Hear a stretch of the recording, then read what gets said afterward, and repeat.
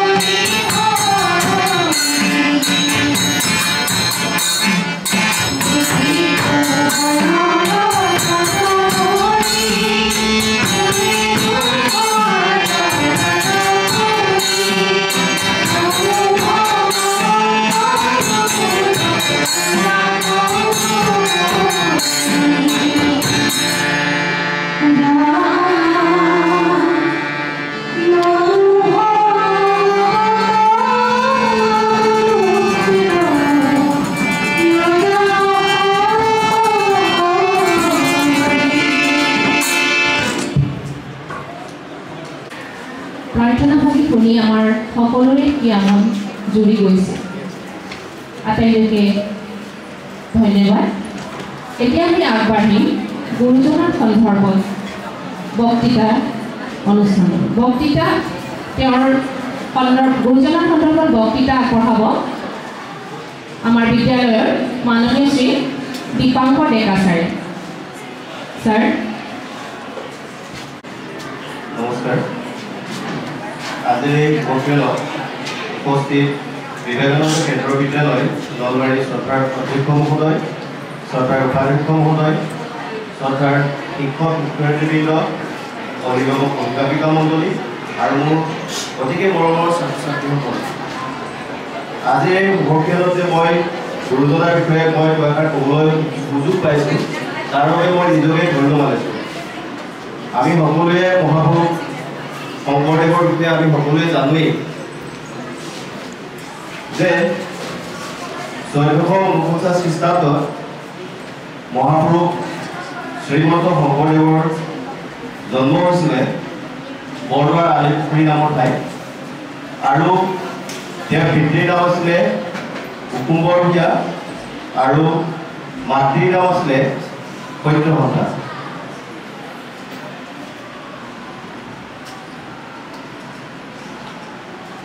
তেওঁ যেতিয়া মাক দেউতাকৰ মৃত্যু হৈছিলে, মৃত্যু হোৱাৰ পাছতেই বুঢ়ীমাক খেৰসুতীয়ে তেওঁক তুলি তালি ডাঙৰ দীঘল কৰিছিল, আৰু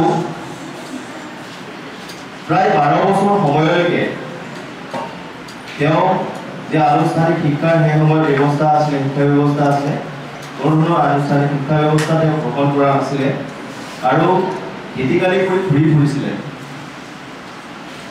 আৰু বুঢ়ীমাক খেৰসুতীয়ে 12 বছৰ বয়সত তেওঁক মহেন্দ্ৰ কন্দলীৰ টোলত নাম লগাই দিছিলে। মহেন্দ্ৰ কন্দলীৰ টোলত কিছুদিন তেওঁ পঢ়া শুনা কৰিয়ে আকাৰ উকাৰ নোহোৱাকৈ তেওঁ এটা ভগৱানৰ স্তোত্ৰ ৰচনা কৰিছিলে, আৰু সেই স্তোত্ৰ ৰচনা কৰাৰ বাবেই শংকৰদেৱক মাধৱ মহেন্দ্ৰ কন্দলীয়ে দেৱ উপাধি প্ৰদান কৰিছিলে। ইয়াৰ লগত সংগতি ৰাখি আৰু এটা কাহিনী আছে যে এদিন তেওঁ টোলৰ পৰা উভতি আহি শুই থকা সময়তেই তেওঁৰ মুখত ৰ'দৰ তাপটো পৰিছিলে, সূৰ্যৰ পোহৰ পৰিছিলে, আৰু সেই সময়ছোৱাতেই এডাল সাপে হেলা কৰি তেওঁক চৰ্ত দিছিলে, চাহ প্ৰদান কৰিছিলে, আৰু সেই ঘটনাটো দেখিছিলে তেওঁ গুৰু মহেন্দ্ৰ কন্দলীয়ে। আৰু তেতিয়া যেতিয়া তেওঁ সেই ঘটনাটো দেখিছিলে, তেতিয়া তেওঁ ভাবিছিলে যে এওঁ সাধাৰণ নহয়, আৰু তেনেকুৱা ধৰণৰ কথাবিলাকক লৈ শংকৰদেৱক মহেন্দ্ৰ কন্দলীয়ে দেৱ উপাধি প্ৰদান কৰিছিল। আৰু শিশুকালৰ নানা ঘটনাৰ কথা আমি জানো যে এবাৰ তেওঁ লগৰীয়াসকলৰ লগত খেলি থাকোঁতে এটা প্ৰকাণ্ড হাড়বোৰে তেওঁলোকৰ ফালে চোচা লৈছিলে, হেৰি আহিছিলে, আৰু শংকৰদেৱে সেই হাড়বোৰটো দুয়োটা শিঙলে ধৰি বগৰাই দিছিলে। আৰু তেতিয়া লগৰীয়াসকলেও ভাবিছিল যে যদিও শংকৰদেৱ আমাৰ লগত লগ হৈ আছে, তথাপি আমাৰ যদিও লগৰীয়া, তথাপিতো এওঁ কিন্তু এক সাধাৰণ গুণৰ অধিকাৰী নহয়, অসাধাৰণ গুণৰ অধিকাৰী। আৰু এনেকৈ তেওঁৰ শিশু জীৱন পাৰ হৈছিলে। আৰু এসময়ত যি টোলৰ যি শিক্ষা আছিলে, সেই শিক্ষা ব্যৱস্থা শেষ কৰি আমি যিধৰণে শিক্ষা শেষ হোৱাৰ পিছত ঘৰলৈ উভতি আহোঁ, ঠিক তেনেকুৱা ধৰণে শংকৰদেৱেও উভতি আহিছিলে। আৰু শিক্ষা শেষ কৰি উভতি আহি তেওঁ গৃহস্থ জীৱন আৰম্ভ কৰিছিল। আৰু গৃহস্থ জীৱন মানে হৈছে তেওঁ বিবাহ ভাৱত আবদ্ধ হৈছিল আৰু সূৰ্যৱতী বিয়া পাতিছিল। কিন্তু দুখৰ কথা যে মনু নামৰ ছোৱালী এজনী জন্ম দি সূৰ্যৱতীৰ মৃত্যু হৈছিলে। সেই দুখ বুকুত বান্ধি লৈ তেওঁ প্ৰায় 12 বছৰ কাল ভাৰতবৰ্ষৰ বিভিন্ন ঠাই ঘূৰি ফুৰিছিলে। কাশী, বৃন্দাবন, মথুৰা, বিভিন্ন ঠাই ঘূৰি ফুৰিছিলে। আৰু তেওঁৰ সেই সময়ছোৱাত সেই যি ঘূৰি ফুৰিছিলে, ভাৰত ভ্ৰমণ কৰি যে ঘূৰি ফুৰিছিলে, সেই সময়ছোৱাটো তেওঁ ধৰ্ম প্ৰচাৰ কৰিছিলে। আৰু তাৰ সেই সময়ত তেওঁৰ শিষ্যও বহুত আছিলে। তাৰ প্ৰমাণ বিভিন্ন সময়ত বিভিন্ন লিখনিত পোৱা যায়। বিভিন্ন পণ্ডিতসকলে তাৰ মতামত দাঙি ধৰিছে।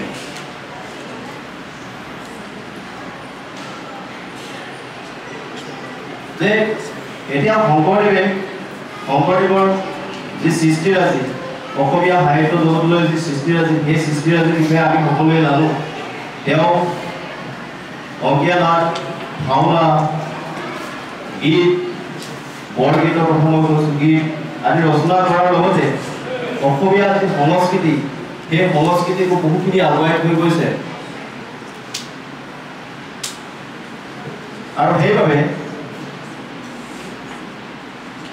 আমি তেওঁক বৰ অসমৰ ব্ৰিটিছস্বৰূপ বুলিও ক'ব পাৰোঁ যে অকল যে তেওঁ অসমীয়া সমাজ ব্যৱস্থাকে আগুৱাই থৈ গৈছিলে অকল তেনেকুৱাই নহয় অসমীয়া সাহিত্য জগত সংস্কৃতি জগত অসমৰ যে ৰীতি নীতি সেই ৰীতি নীতি তেওঁৱে গঢ়ি থৈ গৈছিলে আৰু তেওঁৰ যে অনুপম সৃষ্টি নামঘৰ সেই নামঘৰৰ জৰিয়তে আমাৰ সমাজখন একত্ৰিত কৰি ৰাখিছিলে সেই সময়ত মানুহবিলাক বিশৃংখল হৈ আছিলে সমাজখন বিশৃংখল হৈ আছিলে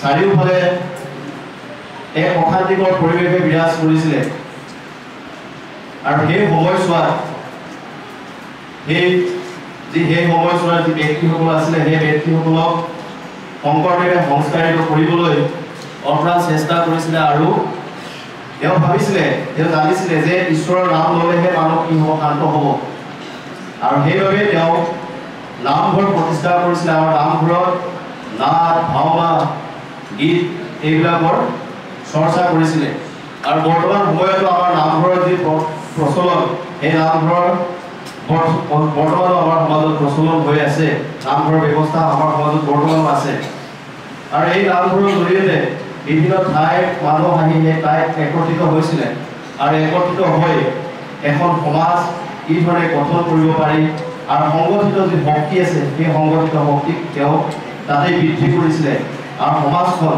এক সঠিক দিশত আগুৱাই লৈ যাবলৈ সক্ষম হৈছিলে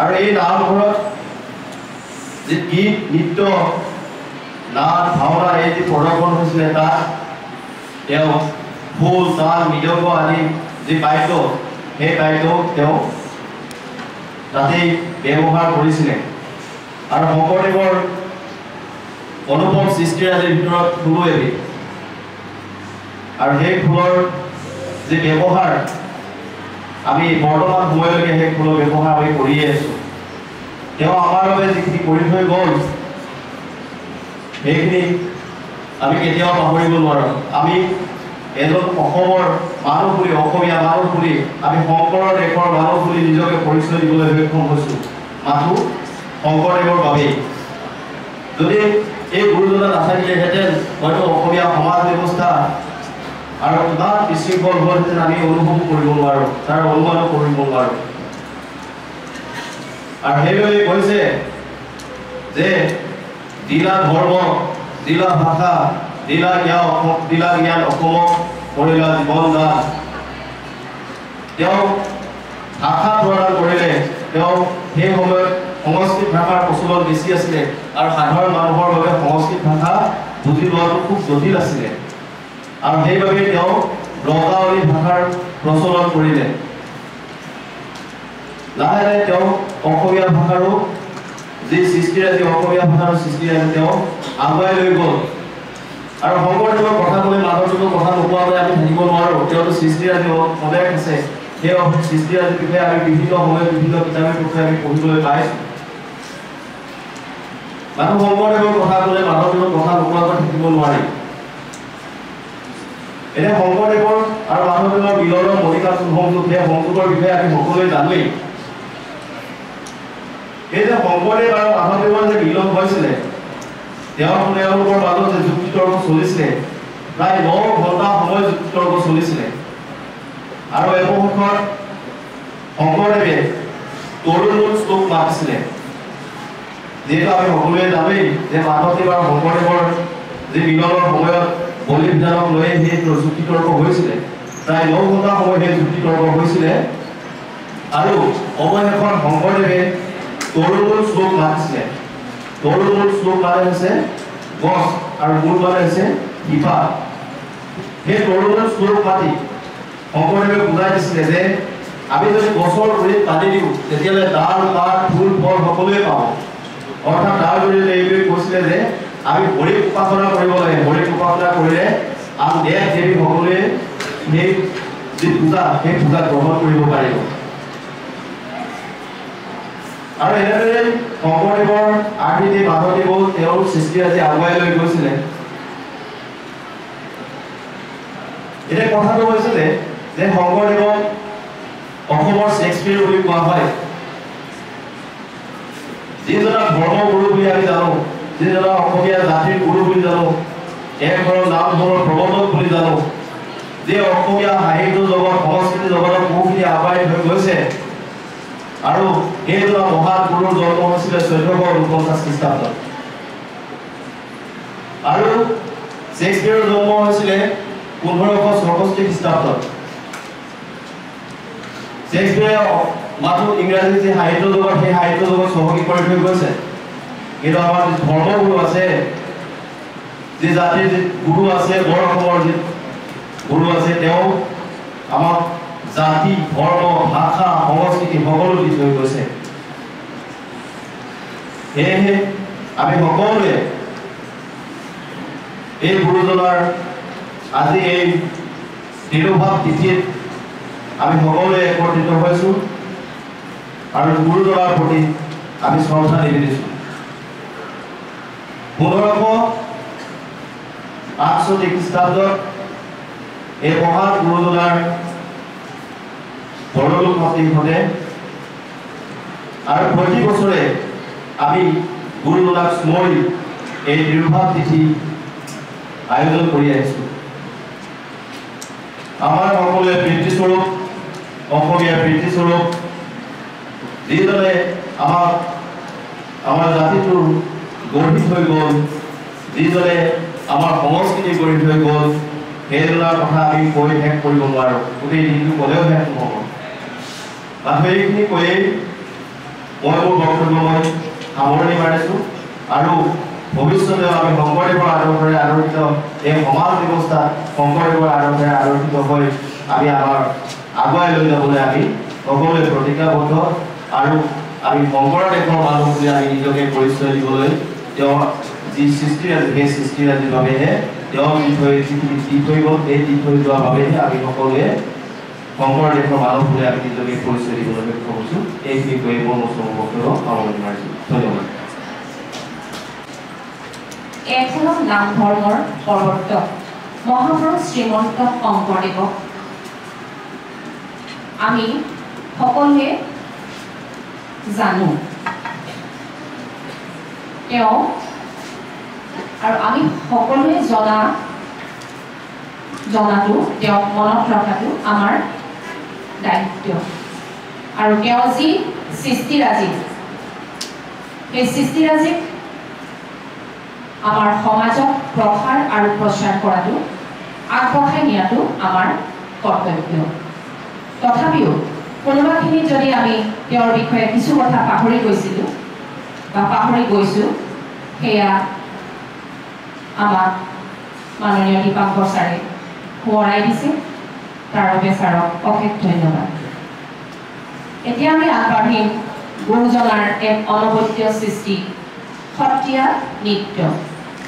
এই সত্ৰীয়া নৃত্য প্ৰদৰ্শন কৰিব আমাৰ বিদ্যালয়ৰ কেইগৰাকীমান ছাত্ৰী কেইগৰাকীৰ নাম মই ঘোষণা কৰি দিব খুজিছোঁ।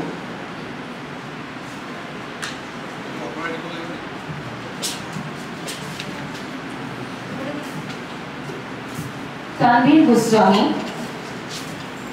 ৰিয়া অলেনিয়ান, প্ৰাচী কাশ্যপ, মাৰ্চি বৰ্মন, ভাৱনা কলিতা আৰু ভাৰজিষ্ণা শৰ্মা।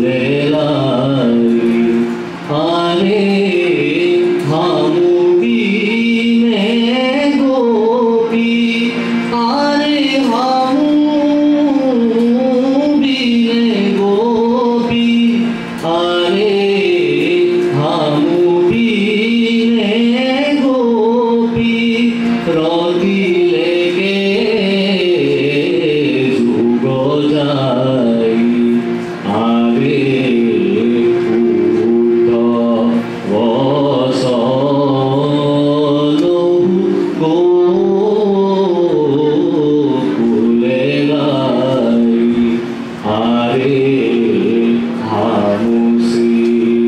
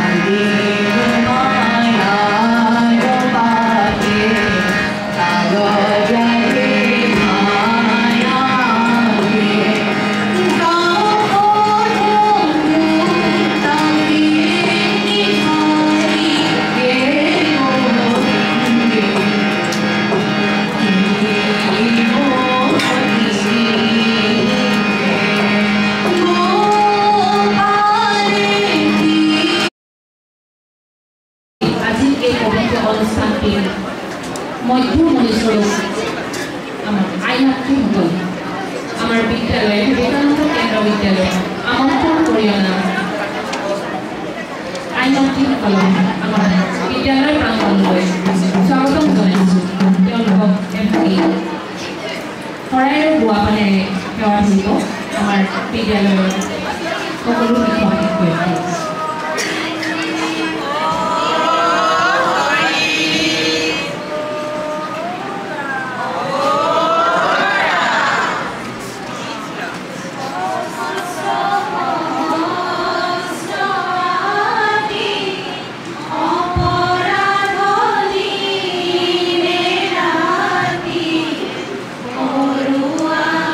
Mama,